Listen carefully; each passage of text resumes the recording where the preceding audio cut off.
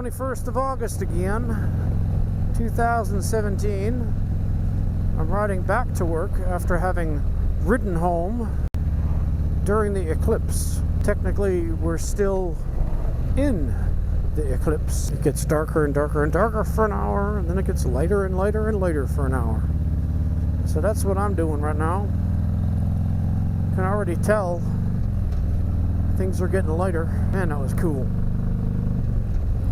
So as I ride back to work, I thought of another topic, and that is long motorcycle rides. And I'm just going to give you my reflections on it, ask you what you think of long motorcycle rides and advice and this and that. So it's the very first time I went on a Mega 1000 ride thing. I mean, I've been out to the Blue Ridge Parkway a couple times, ridden all up and down that for a total of like 1,900 miles, something like that. But never done a ride like the one I did in July, where I went from home to the Blue Ridge, rode all of that into Tennessee, all of that, rode all the way back, and then rode all the way up the Allegheny Mountains, Route 81, into New York State, and then over into Massachusetts. I had never done that kind of long ride before, and I've done driving like that, but never a ride. And I gotta say, I liked it. I really liked it. For one, being out in the mountains like that, in those very twisty roads, it brought my skill level up.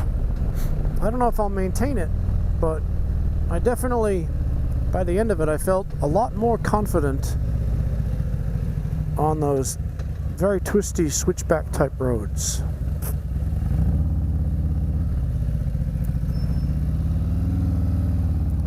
Gotta be so damn cautious. God.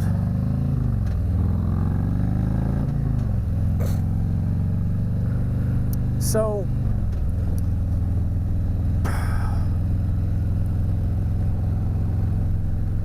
one thing is your skill level, I think, increases.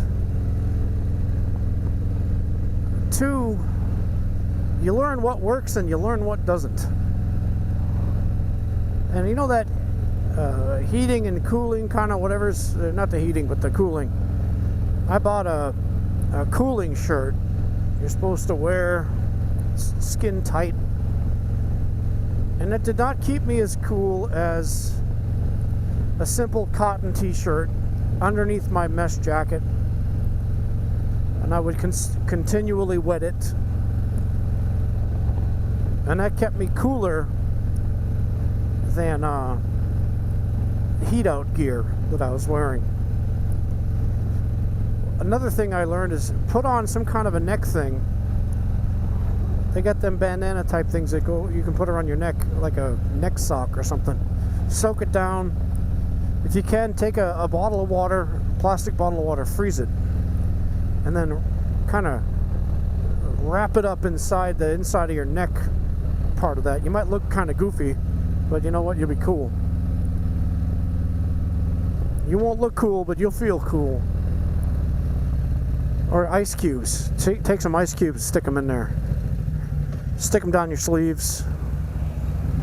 I did that a lot. I stuck ice cubes down my sleeves. I got, like my refill on my Coke. I'd rinse out the cup, get a bunch of ice, and I'd pour it down my sleeves. It only works for a little while, but hey, ain't a little bit helps. Because when it's 98 degrees Fahrenheit with a heat index of 100 and something, keeping cool is very important. So the heat out gear didn't really work. I've tried several things that's supposed to be keeping you cool, and nothing worked. None of it worked as well as simple cold water on cotton.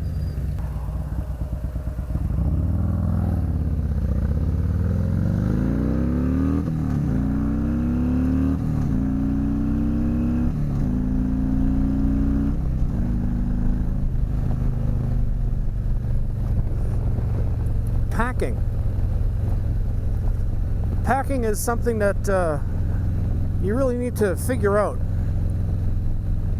Make sure that if you're packing something, that you really need it. You know, don't put a lot of extra stuff. I packed with me containers of air, compressed air, I would use to fill up my tire if I needed to, if I had a flat. Shit blew up in my hand. Useless. Make sure you have some kind of roadside assistance and good insurance. Anyway, I'll talk more about this later. But for now, I'll talk to you later, folks. This is my Kaylee 7. Stay safe.